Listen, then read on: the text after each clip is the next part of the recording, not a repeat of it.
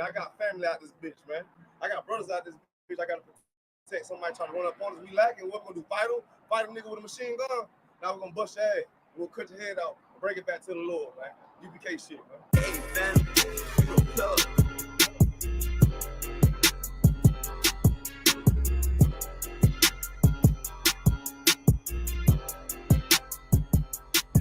She say I'm obnoxious. Say I got way too much confidence. Say it's a problem. All I do is try to pull a woman and say I'm a monster. But really, it ain't nothing. I'm just like my brothers. But shit, you know you look better with me, yeah. Girl, you know you look better with me. How I pull up and then shock. I do my dance on what the fuck. How I chill, I run it up. You come and fetch a girl, boy, stop, bitch. Okay, you know you look better with me. I put on with lies. I'm a judo with a nigga pride. I'm just like a lion. Want my woman cook, clean, fuck, and shut the fuck up, yeah. I got bigger problems to worry about than you in the adultery. But shit, you know you ain't going nowhere. Hey, checking my move with the bass. Try to walk to the place. Ice on me, come and skate. You really a hoe wanna escape. Yeah, we up, fishy face. Or outwork me, what you think? Pretty girl, good taste. Wanna know all my traits. Yeah, you know I'm on attention. I'm James Brown to the Israel. Bullets long, yeah. The nigga hate what they mention. I pull up how I'm gifted. I'm Mike Jackson with the fixin'. Beat it like I'm Thriller. She say I'm obnoxious. Say I got way too much confidence. Say it's a problem. All I do is try to pull a woman and say I'm a monster. But really, it ain't nothing. I'm just like my brothers. But shit, you know you look better with me, yeah. Girl, you know you look better with me. How I pull up and then shock. I do my dance on what the fuck. How I chill, I run it up. You come and fetch a girl, boy, stop, bitch. Okay, you know you look better with me, bitch, you basic. If you don't want a South Coast nigga, you just a ranking. And really, you ain't even damn exquisite. And bitch, you faking. Want a Russian dog sick nigga. In the picture I painted. And I mean, everywhere I say T, might give you some flavor. But I guess you ain't even wanna take it. Bitch, you outdated. And you done gave it up for some paper. You just like your main man. Start with 3 damn baby daddies. Spit what you thinking. You were thinking with your damn bodies, huh? You the type motherfucker wanna pull up, how the fuck when the fall, huh? Then beat it from the back, no damn attack, it was just for lunch, huh? Dirty damn bot pussy bitch, wanna talk shit on the low, huh? Wanna diss everybody with, cause you don't even know how they say I'm obnoxious. Say I got way too much confidence, say it's a problem. All I do is try to pull a woman and say I'm a monster. But really, it ain't nothing, I'm just like my brothers. But shit, you know you look better with me, yeah. Girl, you know you look better with me. How I pull up and then shock. I do my dance on what the fuck. How I chill, I run it up. You come and fetch a girl, boy, stop, bitch. Okay, you know you look better with me, dance. I don't know, trying to get right with the preacher, probably on the low, huh? What the fuck you talking about, girl? You already know what the fuck we on, huh? We ain't passing down bitches, but you get right, what you already know, huh? Bitch, you know you look better with me, yeah.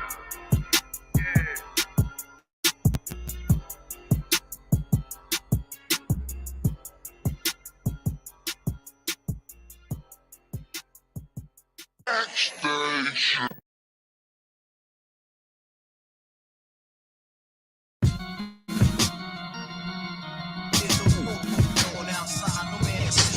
War going on outside, you in the crib, but the boy outside, I get it on outside. From the dusk to the dawn outside, so when the born outside, don't catch you wreck when they drawn outside. Cause it's a war outside, my sword drawn outside. This next caliber, you better be all outside. Cause it's a war outside, I get it on outside. You in the crib, but the boy outside, I get it on outside. And that's a definite, cannonball, wrecking shit, excellent. Rhyme Barack bombing like the president. I remain strong, King Kong you with the prevalence. I show you exactly what we do, that's how I represent. Hardcore, heaven sent, chain on, hella bent. Throwing all black when they spot me like the leopard print. Oh, I got the braids in, shades on, made men. Cause we put in work to stop the earth until they cave in. Walk strong, talk heavy, hold my own. You rock solid when we bout to leave the sword, the stone. Nigga, we warriors, hardcore, track the pride. To let the Hebrew speak, nigga, general eyes. And we talking super heavy, nigga, that's the surprise. With all scripture, street talk, word the captain the car, nigga, we blazing. Ripping the mic with all facts, doing the knowledge to the max. Till we cracking the pavement.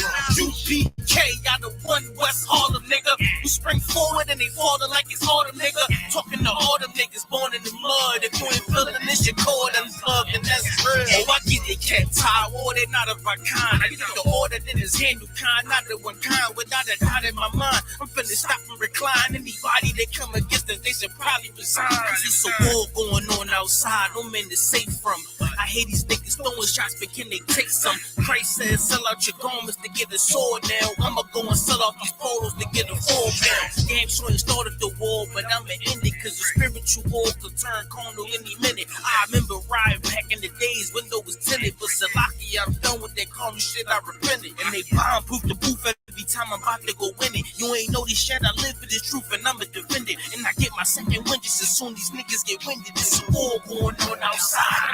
It's a war going on outside. You in the crib, but the war outside. I get it on outside. From the dust to the dawn outside. So when I'm on outside, I'm catching wreck when they drawn outside. Cause it's a war outside. My sword drawn outside. This Excalibur, get mad up, be all outside. Cause it's a war outside. I get it on outside. You in the crib, but the war outside. I get it on outside. Nobody's safe, it's a war out here. If you pussy in the streets, you a whore out here. See me all suited up in my fallout gear. 762, flip your fucking car out here. No burner, I still a break your jaw out here. No fear, if you scared, get a motherfucking pit. Or sit up in the church, you a motherfucking bitch. I give you in the verse what I give you in a clip. It's 32 rounds of fire, it never quit. A lot of fuckery going down, so what's the purpose? Sick of hanging around, these clowns get out the circus. If you cross that line, then you get lit up. The worst is all black hearses, tinted with black curtains. Docs on site with medics and mad nurses. Leave us out your verses. You don't want that kind of war, ready for that bullshit. Get this kind of focus, you gon' need some Adderall. Something just to lock you. It was. They say I got some screws loose, and that's true too.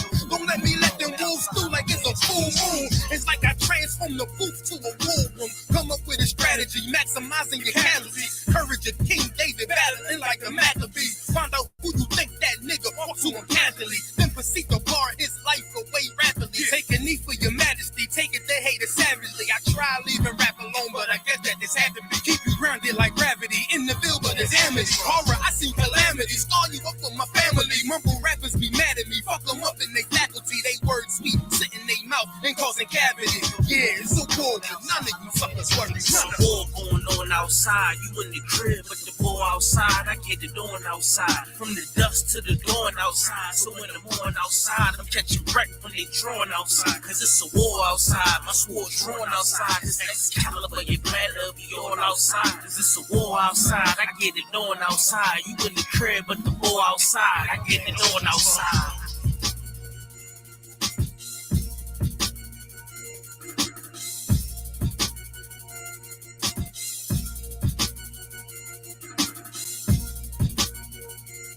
And y'all, we're gonna go with one more. If you got any questions, so send your questions. We're gonna go with one more song. Type your questions in the chat. We're gonna go with one more song. Get it in, y'all. Let's get it in. I.S.U.P.K. One West, y'all. One West. 99 cents. Yeah, keep going. We good. Yeah, okay. Yeah. Baking soda's only 99 cents.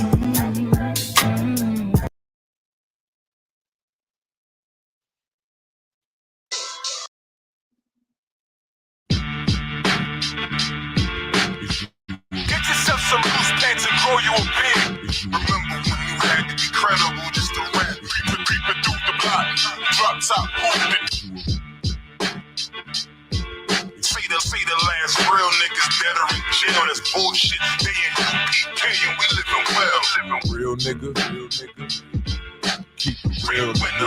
Not a drop of the fake in this first. How you call yourself a shooter, but you can't shoot. You a real nigga if you been finger popping a trigger. You a real nigga if you went and killed another nigga. Keep it real, nigga. You ain't a real nigga, now that's real nigga. Is you a real nigga if you're a crippled blood? Is you a real nigga if you been labeled a thug? Keep it real, nigga.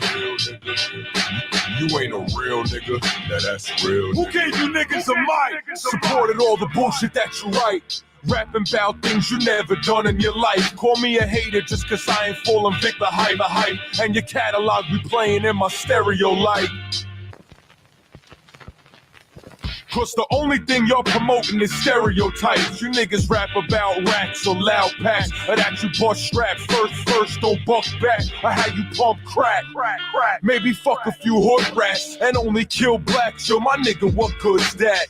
You think it's cool we got kids in tears cause his mama overdosed and seen his pops in years? This role model growing up and you fucking queers. Cause you niggas ain't killers, man, you just fucking weird. Look, get yourself some loose pants and grow you a beard. Just get yourself some loose pants and grow you a beard. Get yourself some loose pants and grow you a beard. Just a suggestion. Now I only got one question. Is you a real nigga if you been finger popping a trigger? You a real nigga if you went and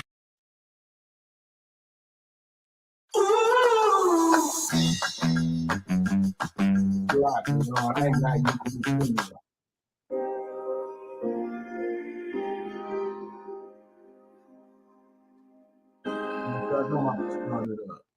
You know what I'm saying? Shalom, YAHANNA, YAHWH to all my brothers, YAHWH to all my sisters. Yo, type 1 in the chat if you hear me clearly. Type 1 in the chat. We're going to talk about a lost and forgotten part of history.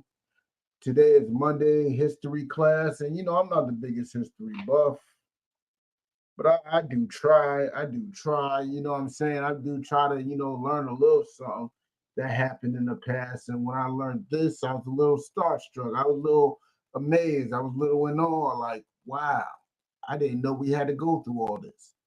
But type 1 if you're in the chat and you hear me clearly. No one's, I see there's people in this, man. Y'all trying to say y'all don't hear me clearly? All you gotta do is type 1.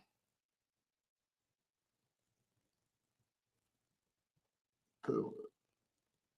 Shalom, Yakuwam. Can you hear me clearly? Thank you, Akim. You know what I'm saying? We got some shy people in the UPK. We not shy, man. We not shy out here. The water. You know what I'm saying? Checking in from Lake Charles, Louisiana, Most High in Christ, man. And it's funny, you know what I'm saying? My man's coming from Louisiana. Louisiana is very important in the subject that we're talking about today. We're talking about a part in history that is in the Jim Crow era. We're talking about how Black people was able to travel. And we had a guide back then. We had a guide that allowed us to travel, which was the Black Motorist Green Book. You know what I'm saying? It was a beautiful, beautiful thing. This Black Motorist Green Book, it shows you where Black people were accepted. It shows you those what they call them, sundown towns, which still exist today. Them sundown towns still exist today. And this is the type of information we need today, because we be walking around all willy-nilly like we are accepted into this country, like as if this country loves us. So the Green Book was a beautiful part of Black history. You know what I'm saying? We're going to talk about it a bit today. We're going to talk about it. Oh, Most High in Christ, and I can salak you for being enslaved, man. But you know what I'm saying? That's the hell we in. You know what I'm saying? And we going to be up in the Green Book today. We're going to talk about the Green Book. It's actually called the Negro Motorist Green Book. You know what I'm saying? And we're going to get into it. You know what I'm saying? I want to share the screen real quick. We're going to get into the history. We're going to go to the Smithsonian. Look at the Smithsonian. Bear with me one sec. The Negro Motorist Green Book in the site is connected to the Smithsonian Institution Traveling Exhibition Service. You know what I'm saying? They started off with lighting the way, where the way is dark, which is, let's be honest, it's dark for all Black people, no matter where you at. And you see that. Look at these brothers and sisters that's in the background of that. They're not the darkest, but they still felt that same struggle and pain for all you colorists out there who believe that you're not Black unless you're dark skinned. You know what I'm saying? They're not dark skinned. They got look at their baby. Their baby not dark skinned, but they felt that pain.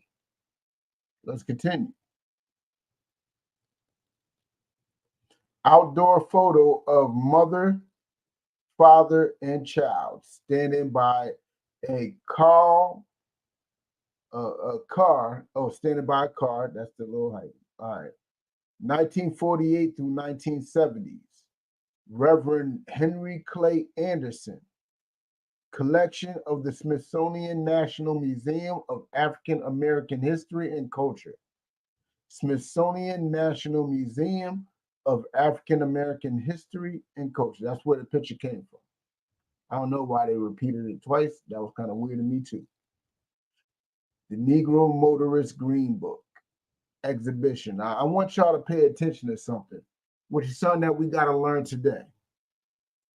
This Green Book, which was a pivotal book for anybody that was black with a car, right? Look at that pricing. This was a 1959 edition of the Negro Traveler's Green Book, or the Negro Motorist Green Book, Guide for Travel and Vacation, where it was safe for Negroes to travel. Look how much they had to pay. $1.25. You know what $1.25 was in 1959? $1.25 had to be about a good, I don't know, 200, probably like $200 nowadays, man. Probably like a good $200 nowadays. Who knows? It was a lot.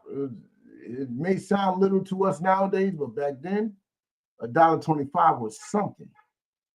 It was something heavy to talk about. $1.25 was a burden.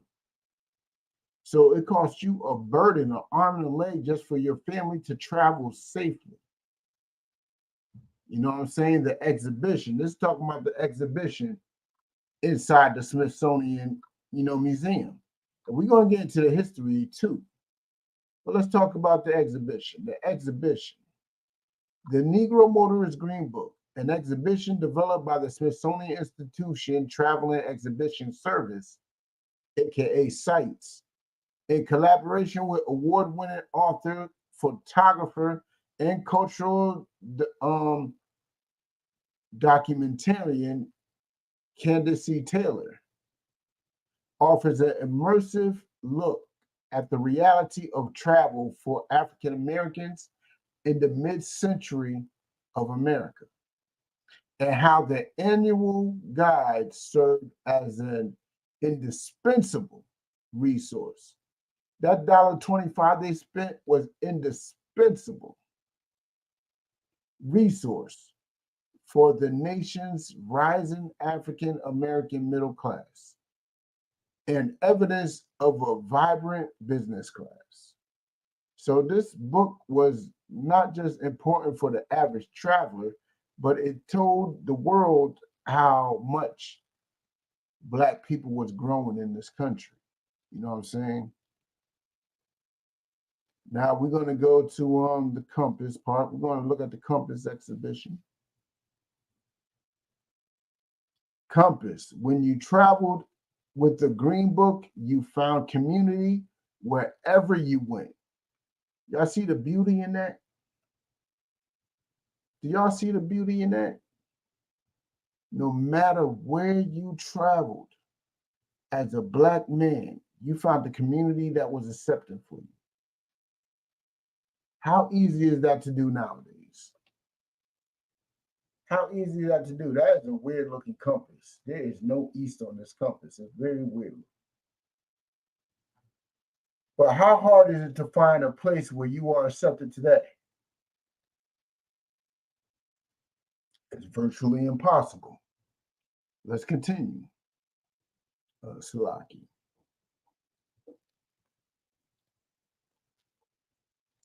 And Black citizens coming together to eat, dance, talk, shop, and relax.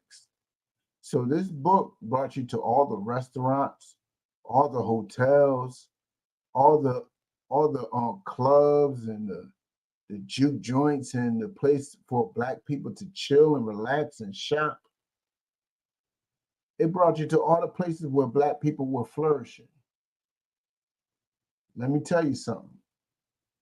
Nowadays, we would complain about $1.25 for a book. Well, not $1.25, but to whatever the corresponding price is. We would complain about that. $1.25. Let me look it up how much $1.25.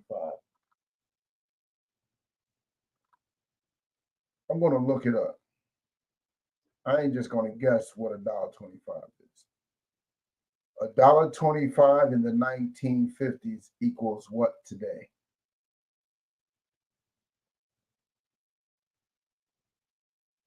It's about $16.30. And even today, we would complain about a $16.30 pamphlet, $16.36 map. We would complain about that. We would be highly upset to pay it. But look what it brought you. It brought you to safety. It brought you to comfort. Brought to a bunch of places that barely even exist today. Where's there a black restaurant, black-owned restaurant that accepts black people comfort? A black club that accepts black people comfort? A black juke joint, a black shop, a black, you know what I'm saying, hotel. Where are these places at now? We had all those places before integration. Integration literally just ruined all of that. That's why it's funny, because this Negro Motorist Green Book, it literally stopped. It started in 1938 and ended in 1968. We'll get into the history of it in a sec. But let's continue. The Green Book pointed the way to a black experience, not on the mainstream horizon, but it was the real, alive, and thriving. So they showed you all the black experience no matter where you went.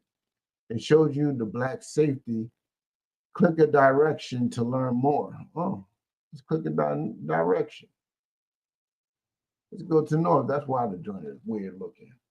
Oak Bluffs, Massachusetts, Shearer's Cottage. Look, I'm from Massachusetts. This is Massachusetts. You know what I'm saying? Let's look at this. Let's look at this. Gathering outside the Shearer's Cottage in 1931, courtesy of Martha Vineyards Museum and Lee Van Allen, right? Let's read it.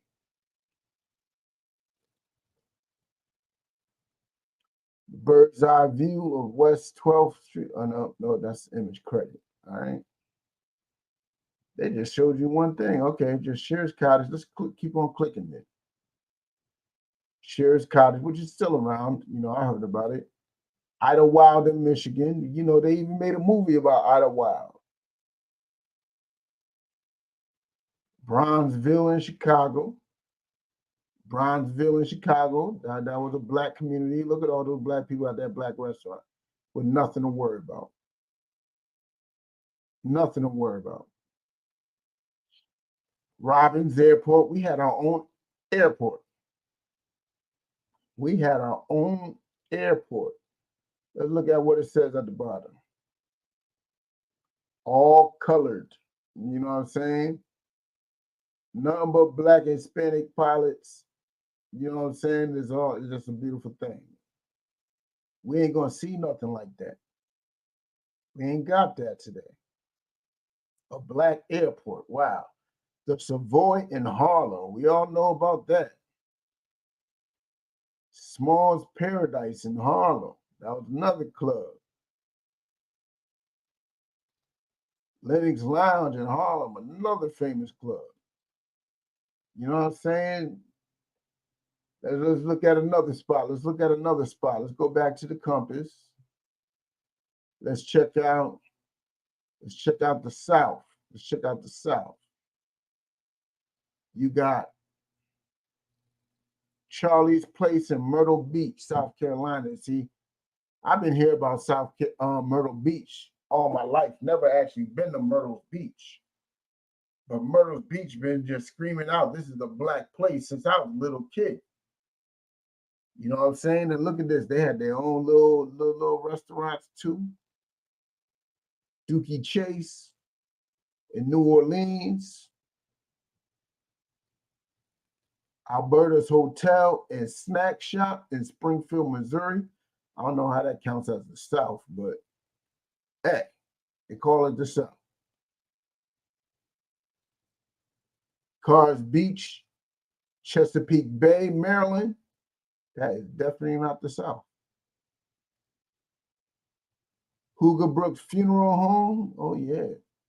And I ain't gonna front, there's a lot of Black-owned funeral homes to this day. They're making great money because the simple fact is Black and Hispanics have an issue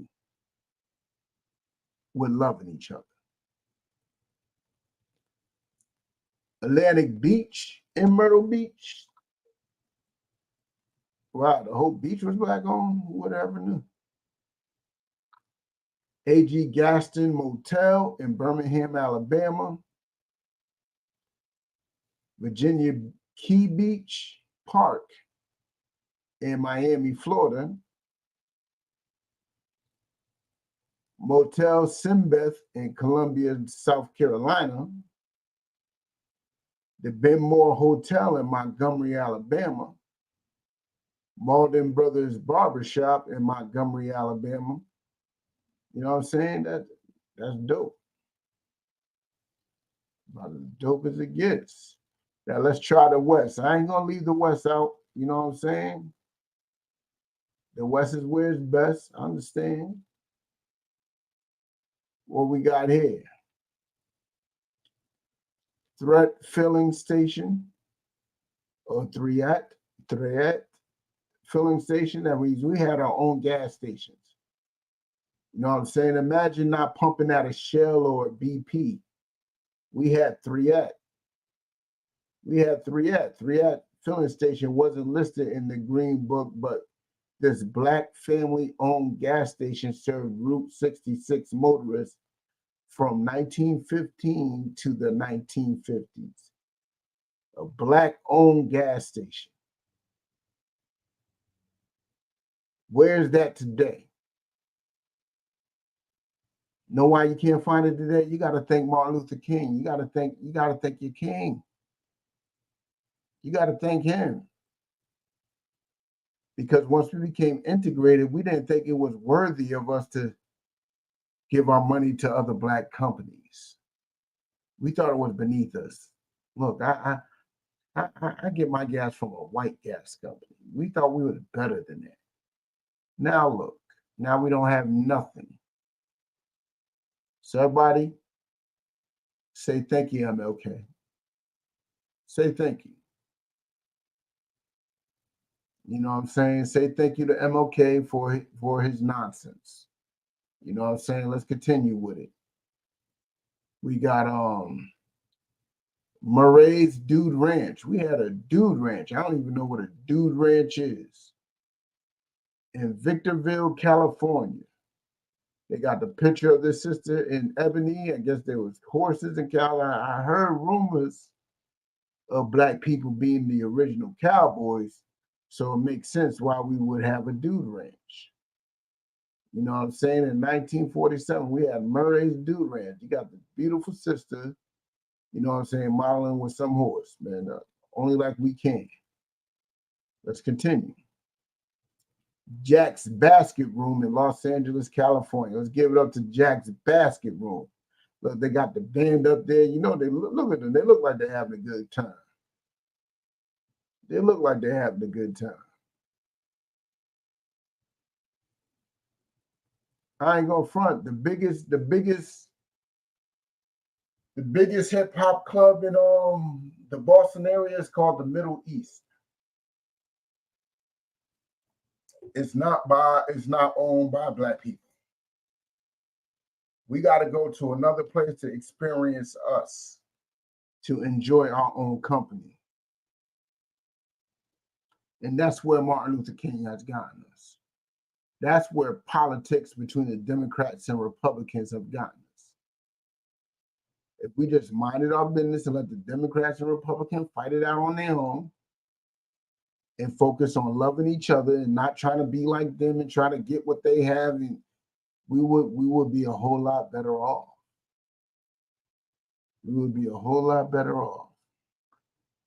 They got listened to Bill Sampson in the back. I don't know. I know a little something about Bill Sampson. Y'all might be too young to know about that. But Bill Sampson, he was that dude. But come on. Clifton Cafeteria in Los Angeles, California. You know what I'm saying? We got Clifton Cafeteria in Los Angeles. Look at the size of that. Look at the size of that. And that's in 1939, and that was Black owned. In 1939, we gave that up to eat at their cafeterias. We gave that up to eat at the places that have unseasoned chicken. You know what I'm saying? We gave that up to eat at places that have raisins and grapes inside their potato salad. That's what we gave this up for. We gave this up to be closer and like them, which is disgusting of us. Absolutely disgusting of us. Let's continue. The Razonian in Denver, Colorado. You know what I'm saying? That's obviously a jazz club or a hotel or something. Or I could just read the caption. The Razonian was listed in the Green Book from 1939 to 1955. It was a landmark hotel and jazz club in Denver, Colorado.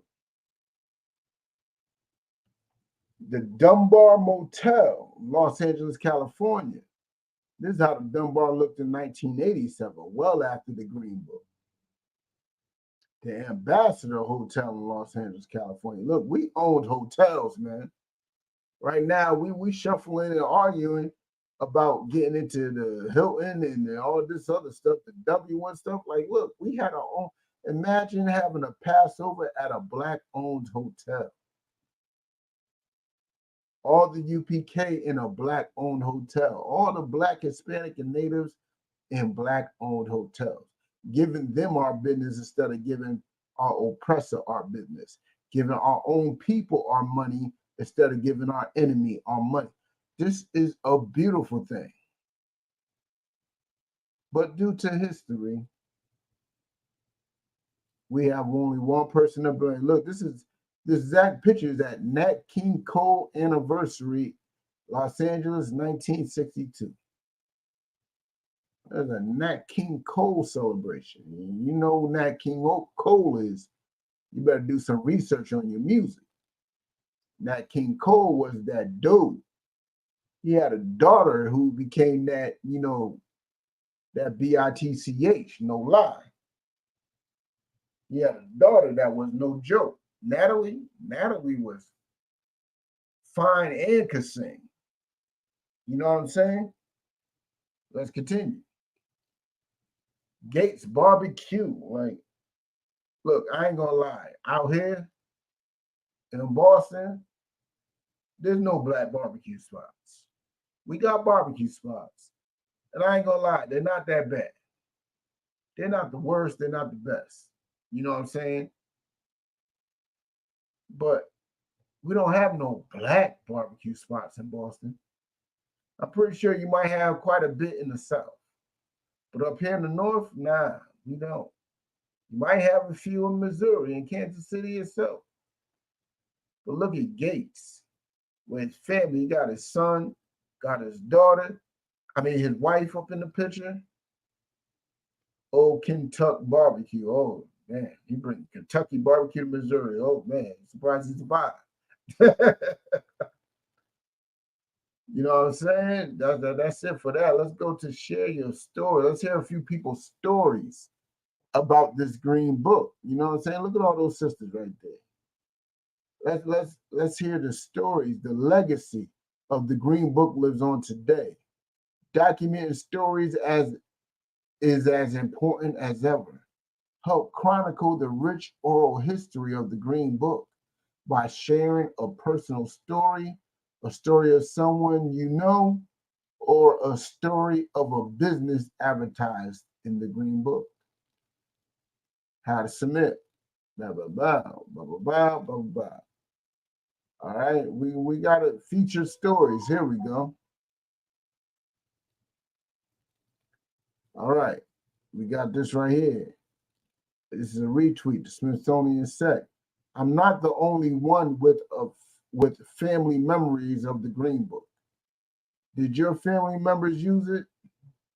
In this episode of Smithsonian Chams, Conversations in Context, I spoke with Demiti about the power of these memories. All right, that's not it. And these behind the scenes photos are registrator extraordinaire Elizabeth, blah, blah, blah. I don't need to hear from y'all. I need to hear from people and their stories.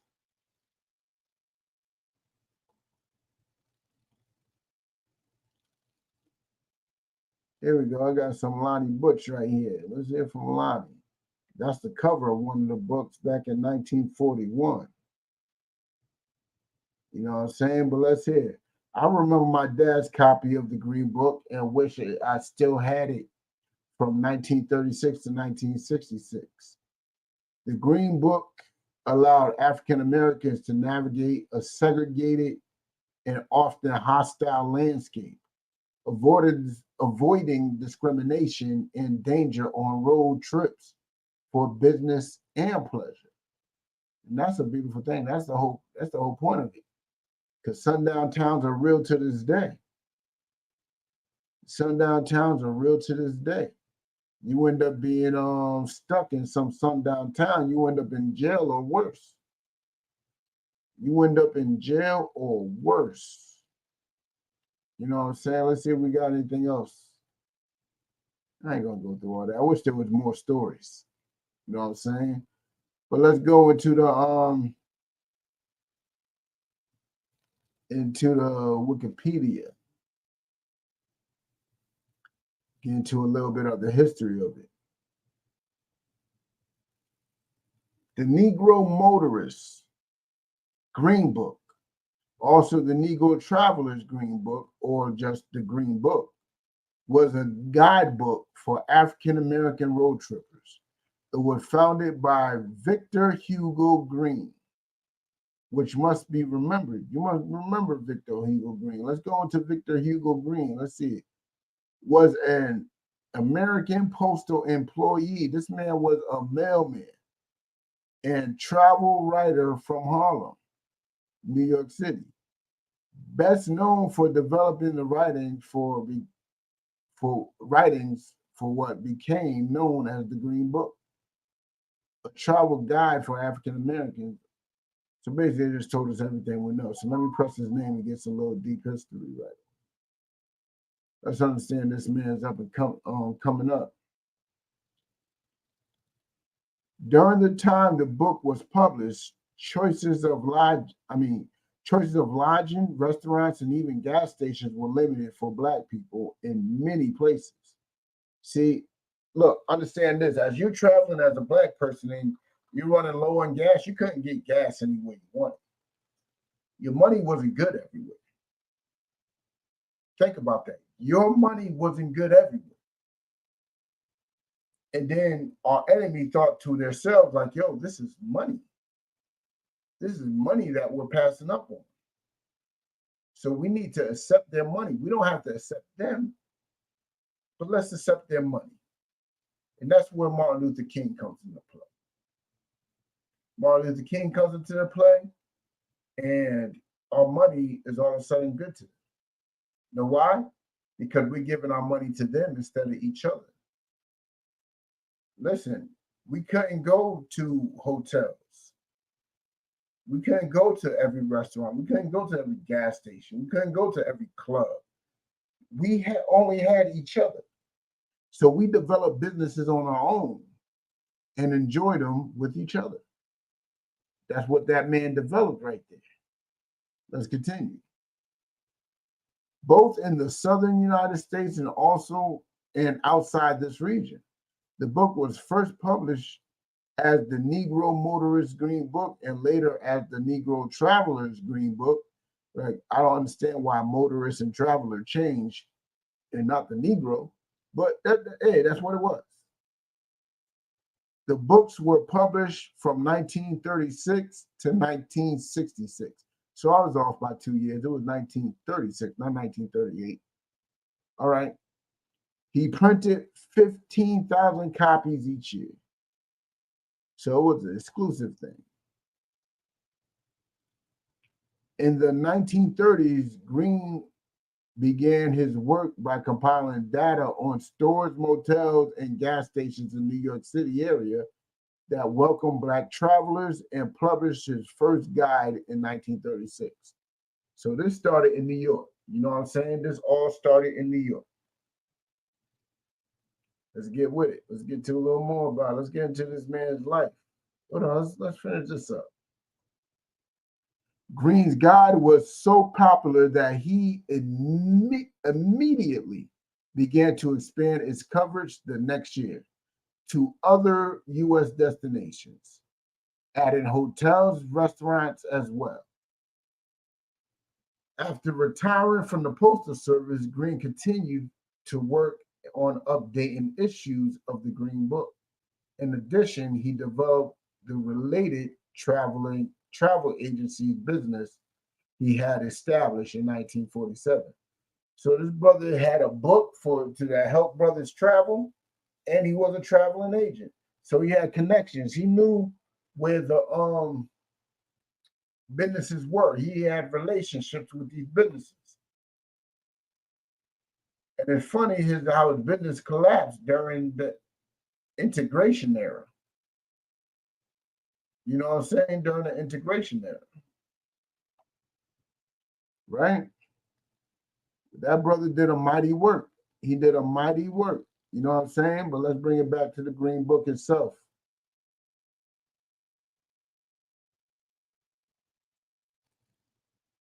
Did I skip it? I skipped it.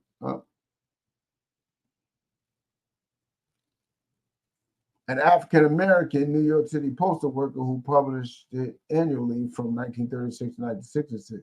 This was during the era of Jim Crow laws. If you don't know what Jim Crow laws is, let's look and see what Jim Crow laws is, right? The Jim Crow laws were state and local laws introduced in the southern United States, not just southern. And let me tell you, there was Jim Crow laws in the north too. There were Jim Crow laws in the West. There were Jim Crow laws in the Midwest. You know what I'm saying? Let's continue. In the late 19th and early 2000th century, that enforced racial segregation. And the proof that there were Jim Crow laws in the North is Boston is known for its school segregation. You know what I'm saying, with the bus act riots back in the late 70s or early 80s. Like there was riots over Black kids being on school buses with white kids. Riots about it in Boston. You know what I'm saying? But let's continue. Jim Crow being a pejorative term for an African American, you know what I'm saying? Because Jim Crow was a character, a blackface character. So that's why they called it the Jim Crow laws, because it was something associated with being African American, right? Such laws remained in force until 1965. Formal and informal racial segregation. So that means there's two types of racial segregation going on here. There's a formal segregation, which is in law, and then there's one that's informal, which is just socially accepted, which is just the way it is in that community. You know what I'm saying? Like they can get rid of the formal segregation. All they got to do is get rid of the law. But can they get rid of the informal? Is no. That is a social thing. That is a social construct right there. You just can't get rid of that. You know what I'm saying? Let's continue. Oops, Salaki. Oh, we're going to drop down a bit. Oh, formal, informal, blah, blah, blah. segregation policies were presented in other areas of the United States as well. Even as several states outside the South had banned discrimination in public accommodations and voting.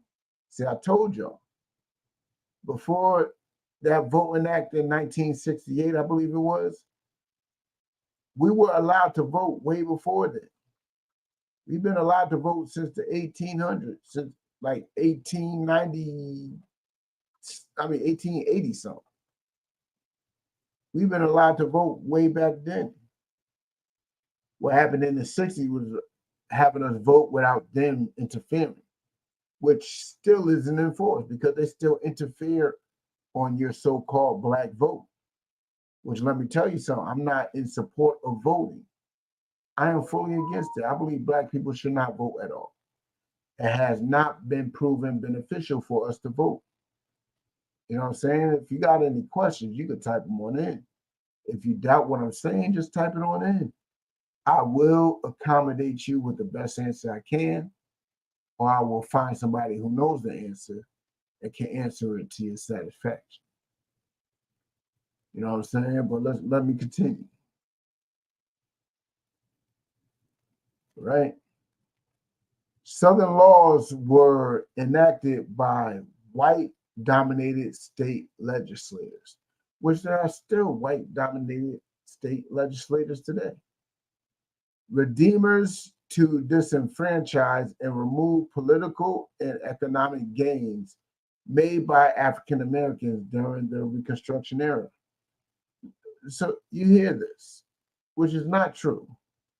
Southern laws were enacted by white-dominated legislators, aka the Redeemers, to disenfranchise and remove political and economic gains made by African Americans during the Reconstruction era. Now, let me tell you something. Jim Crow is the reason why we was able to grow the way we did. Us not being able to eat from their restaurants forced us to eat at our own restaurants. Us not being able to sleep at our own, at their hotels, forced us to sleep at our own hotels. So that helped us grow as a people. You know what I'm saying? That helped us grow as a people. Us being forced, because we have the choice to do it now. And look, we ain't taking that choice. But they condition us to a point that we would rather go to them for anything, which is actually a biblical curse. It is a biblical curse. In fact, we might go into it.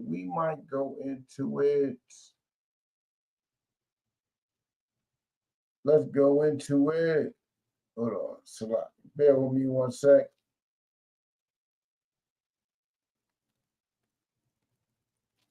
We're going to get that Deuteronomy curse.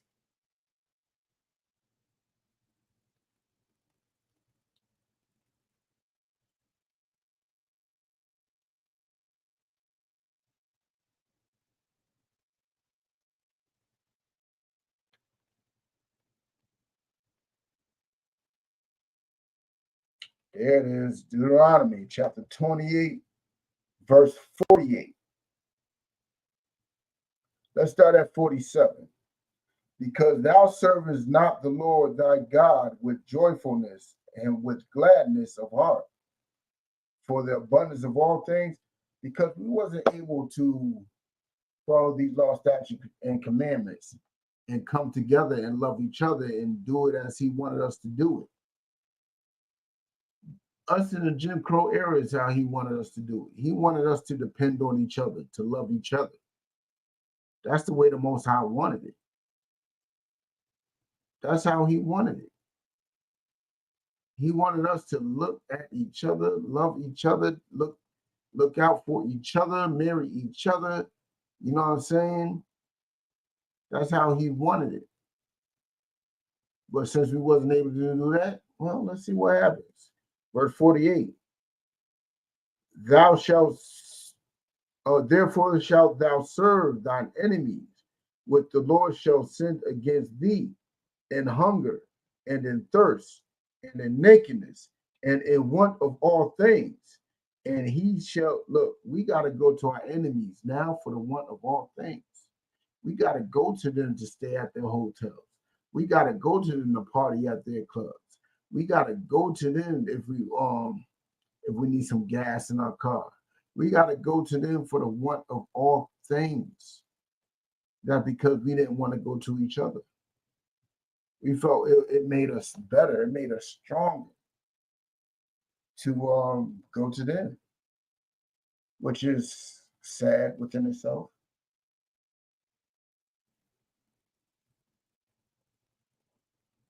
Which is sad within itself. But let's continue. And he shall put a yoke of iron upon thy neck until he have destroyed thee. That's what our enemy has done. He put a yoke of iron upon our neck. What does yoke of iron means? A yoke of iron is that thing that they put around horses and cattle and ox to control them. Our enemy controls us to the point that we literally are destroyed by it, to the point that we don't even think, even to this day, we don't think we could survive without them. We don't think we could survive and make it without them. We don't think that we can, like, look at the voting. Like, we don't believe that we could, we don't think we matter unless we vote. We don't think that there's a solution for us unless we vote. We got to pick somebody. We got to pick the lesser of two evils. We have to do it. And that's the problem with us. That's the problem with us right there. You know what I'm saying? It says he had put a yoke of iron around our neck until he have destroyed us. Our need, he controls us to make us think that we need him for everything. That's why, you know what I'm saying, they do. Look at their campaigns. Look at their voting campaigns and all that. How they give us the illusion of inclusion. How to think that we are actually equal to them, but we're not. There's no level of equalness, spiritually or physically. We are not equal in either way. Well, let's drop that. Let's get on back to the reading. You know what I'm saying? All right, such continuing racial segregation was also supported by the successful Lily White movement. So the Lily White movement supported the segregation, right? But that's what Jim Crow was. Jim Crow was an era of segregation where we blossomed. We blossomed during that era. Let's get back to the Green Book, right? When open and often legally prescribed discrimination against African Americans, I like the way they put that. When open and often legally prescribed.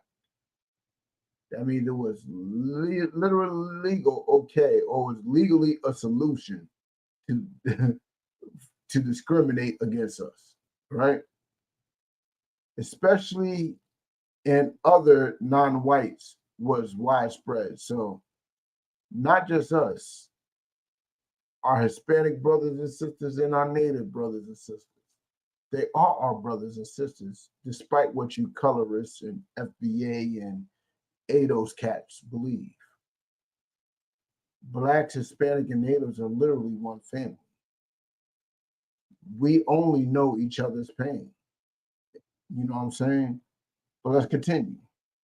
While pervasive racial discrimination and poverty limited Black car ownership, like it was hard for Black people to own a car. But believe me, once upon a time, before the MLK era, there was a Black car manufacturer. There was a Black car manufacturer, you know what I'm saying? Which would have made it easier for Black people to own a car, but we'd rather have a Cadillac. We'd rather have a Lincoln. We'd rather have a Nissan and Toyota and Maybach and everything modern today that goes to our enemy. But let's continue. The emerging African-American middle class brought automobiles as soon as they could, but faced a variety of dangers and inconveniences along the road. Like the first thing, like back then, when you was getting some money, the first sign that you had money was you owning a car. It's similar to today. Like women don't think a man has money unless he has a dope car. A car is a symbol of prosperity. And they will buy a car before they bought a house. You know what I'm saying? Let's continue. From refusal of food and lodging to arbitrary arrest. Like they would not allow us to eat at their spots. They would not allow us to sleep at their spots. Our money was no good. And if we kept on arguing it, we would end up being arrested.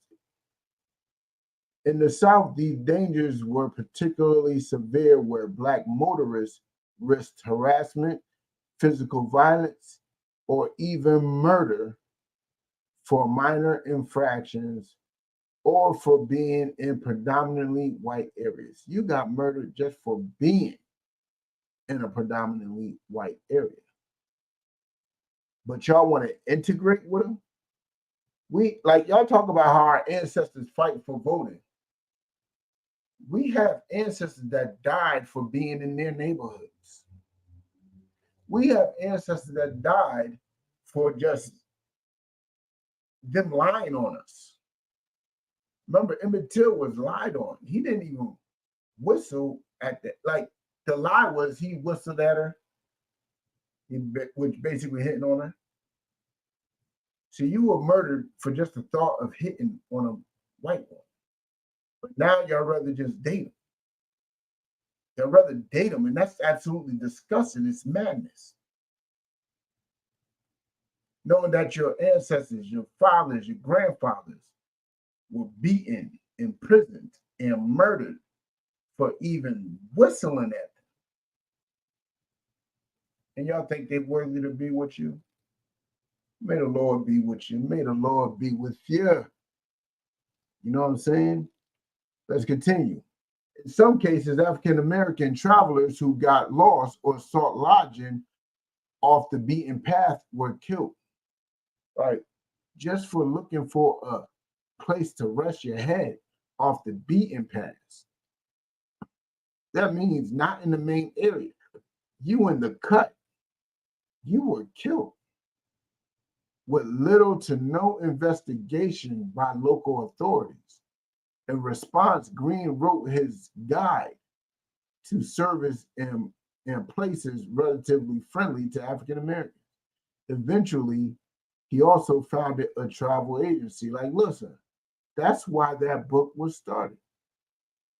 Because of sundown towns, because of our enemy's hatred towards us. And our enemy's hatred towards us was mainly because of our growth. After we were set, like we was all supposed to die. Once they set us so-called free, once the Emancipation Proclamation happened, we was not supposed to flourish. But we flourished, and we were flourishing at such a rate that they were jealous and angry about. And that's the issue. And that's the issue right there. But many Black Americans took to driving, in part to avoid segregation on public transportation. So we chose cars because public transportation was an issue for us. Sitting in the back, you know what I'm saying, being harassed all the time while we're in the back, it was hell for us. You know what I'm saying? As the writer George Schuler put in the 1930s, all Negroes who can do so purchase an automobile as soon as possible in order to be free of discomfort, discrimination, segregation, and insults. That's why we were pressured to buy automobiles, which only gave them money because the Black automobile company was put out of business. Black American employed as athletes, entertainers, and salesmen also traveled frequently for work purposes using automobiles that they owned personally. You know what I'm saying? African American travelers face discrimination, such as white owned businesses refusing to serve them or repair their vehicles. So when your car breaks down, they wasn't going to repair it. Being refused accommodations or food by white owned hotels, and threats of physical violence and forcible expulsion from white only sundown towns. Hey, what's a sundown town? Well, let's find out what a sundown town is. Sundown towns, also known as sunset towns, gray towns, and sundowner towns, are all white municipalities or neighborhoods in the United States. They are considered towns that practice and still practice a form of racial segregation by excluding non-whites via some combination of discriminatory local laws. Intimidation or violence, they were most prevalent before the 1950s. The term came into use because of the signs that directed colored people to leave town by sundown. Entire sundown counties and sundown suburbs were created as well. While the number of sundown towns decreased following the civil rights movement, some commentators hold that certain 21st century practices perpetuate a modified version of sundown towns. Basically saying sundown towns still exist. Sundown towns still exist. You know what I'm saying? Let's continue. Green founded and published the Green Book to avoid such problems, compiling resources to give the Negro traveler information that will keep him from running into difficulties, embarrassments, and to make his trip more enjoyable. The maker of a 2019 documentary film about the book offered this summary. Everyone I was interviewing talked about the communities that the Green Book created, a kind of parallel universe that was created by the book, and this kind of secret roadmap that the Green Book outlines. See, that's a beautiful thing. And we need that back. We need that back today. The scripture says, gather yourself together, O nation not desired. But let me tell you something. That brother right there, he had an idea and he put it to use and he helped save who knows how many lives he saved by creating that book. Who knows? He saved a lot of lives. You know what I'm saying? But don't forget, man, don't forget. This Saturday on Bigo, we're going to have Captain Kataza on Bigo, chopping it up with the haters about the 12 tribe chart. He's going to be on Bigo this Saturday. You know what I'm saying? Link in, get your Bigo account or whatever. He's going to be, chopping up some haters. It's going to be a beautiful thing. Also, we have the New York Cookout. New York Cookout going down September 1st. September 1st, the New York Cookout is going down. You know what I'm saying? We're going to make a roadmap for you to get there. If necessary, we're going to make our own Green Book. You know what I'm saying?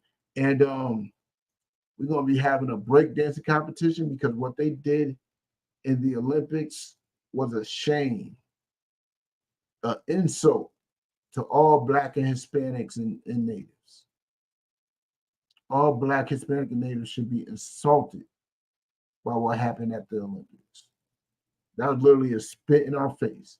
And Commander General YAHANNA want to show the world what real b-boying is about. You know what I'm saying? I was a B-boy for like about 2 years when I was a young kid. You know, I was breakdancing and stuff back in the 80s. I had a nice little six-step and everything. You know, I could pop, I could lock, you know what I'm saying? Backspin and all that. I was able to do all that. I can't do all that now. Don't ask me. You know what I'm saying? Don't even ask me. But it's going to be going down September 1st, man. Lock in, you know what I'm saying? And with that, shalom.